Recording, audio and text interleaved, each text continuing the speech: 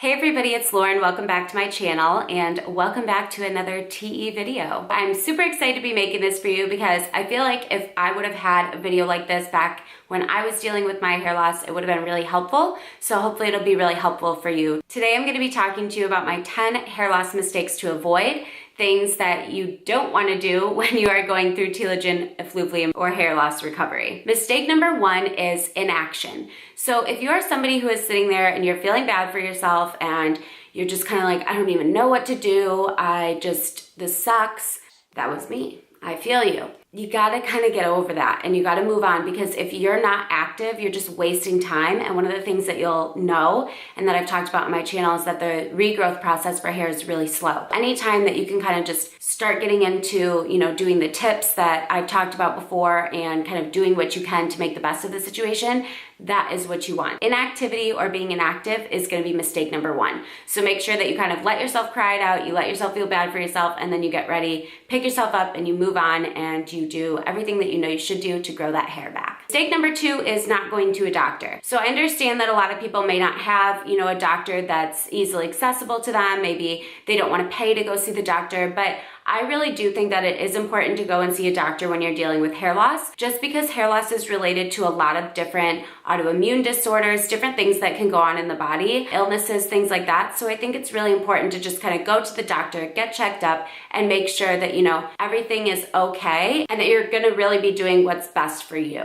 Going off of that, mistake number 3 is not treating the underlying cause. So if you're working with a doctor who's like, hey, just rub this on your scalp and it's gonna make it all better, that's not who you wanna be working with. You wanna be working with somebody who's gonna be like, all right, here's what the underlying issue is. It's either this vitamin deficiency, it's either this disorder or this illness, or it's just stress, whatever it is. So you need to be working with somebody who's helping you treat that underlying cause, not just the symptoms of the hair fallout. And going on to mistake number 4, which kind of goes hand in hand with the last 2 and with the whole doctor scheme of things, is you do not need to be wasting your money on this hair regrowth treatment that looks amazing but likely doesn't work. Save your money. I felt like some of the things that I did that made the most difference was just putting freaking coconut oil on my head. I mean, seriously, and that's so cheap. So don't feel like you have to spend a ton of money to, go to these expensive hair loss treatment centers and get all of this crazy scalp laser crap done. If that's what you want to do and you want to try it and that's your journey, you do you. But I'm just saying you don't need to do that and it might be a mistake.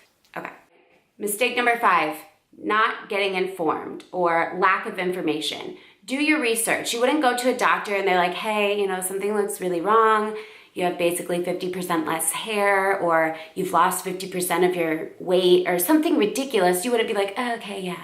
Or if somebody was like, hey, you have this terminal illness, you would not be like, so what is that? Like, give me the brief overview. You would go home and Google the shit out of that thing. I mean, I would at least. Do the same thing for hair loss. Even though it's not a terminal illness, it's nothing, super, super insane. The more and more that you know about your condition, the better off you're gonna be. Mistake number 6 is underestimating the timeline. I feel like the number of messages that I got on Insta plug, the number of messages that I get on Instagram with people, the majority of it is, how long did it take you to see regrowth? How long was it till your hair was semi back to normal? First of all, I hate answering those questions because it's a long time, it's a long answer, but I can't make the time speed up for you. It's probably gonna take a couple of years if you've lost over 50% of your hair. And I think that a lot of people think like, oh yeah, 6 months, I'll take biotin and I'll be back to normal. And that's just really not the case for this. Definitely don't underestimate the timeline. Know that it's gonna take a while, and I think that will help you just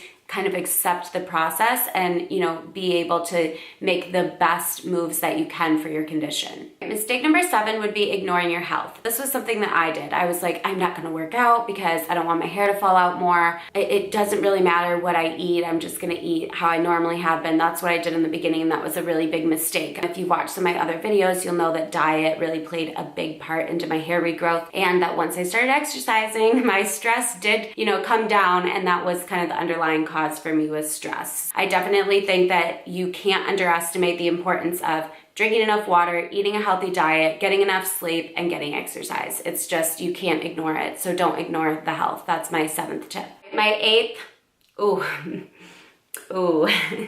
This was a bad one for me. I did this so badly. This is one that should like literally just be made only for me. Ignoring your scalp and hair health. Read, I used to pile on dry shampoo and leave it there for days and thought that was normal.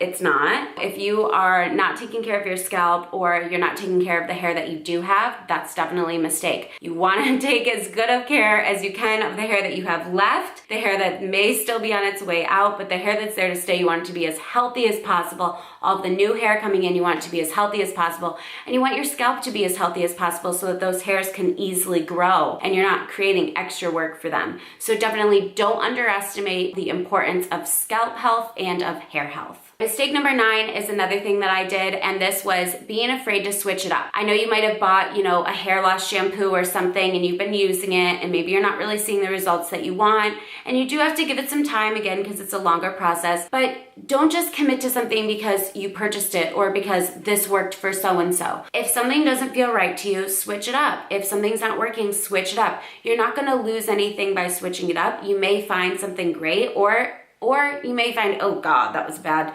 bad choice and I'm going back to what I had. That's great. Then you'll have peace of mind that you know what you're using is working for you. So definitely don't be afraid to switch it up. And then number 10, I saved this for last because I felt like if you made it to number 10, you truly deserve this tip. And it's funny because it's sort of penny. But tip number 10 is commitment. You're growing hair. I mean, it's literally like watching paint dry on a freaking wall. You are really going to be going through something that's going to take time to correct. And I think that you need to keep in mind that you need to be committed. So you can't decide that you want to grow your hair back and try all these tips and avoid these mistakes and do the diet and do all this stuff today. And then a week from now, when your hair isn't just like growing out like a freaking Play-Doh person, decide that you don't want to do it anymore. You have to be consistent and you have to be committed. If you made it to tip 10, that shows that you're definitely committed because you're trying to get all of the research and information that you can, but just stay committed through your journey. I really felt like I saw a lot of improvement when I stopped kind of just dilly-dallying and doing, a little bit and then getting frustrated. When I was like, all right, day in and day out, whether there's hair or I'm losing hair, I'm doing what I know I should be doing. That's when I saw the most regrowth, and that's when I saw kind of the biggest change with myself mentally in this condition as well, which I think is a big thing that people don't like to talk about, but this is like a hard mental thing. Anyways, that was my 10 hair loss mistakes to avoid. I hope you guys enjoyed this video. Comment down below any other mistakes that you've made so we can all learn from one another. And be sure to go and follow me on Instagram. I actually do a weekly poll for all of my TE hair loss lovers, asking them which video they'd like to see that week. So if you want to make sure that you see content you want here,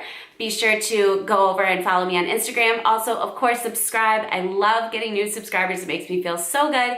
And give this video a thumbs up so that I know you want to see more of this content. Have a good day, guys. Bye.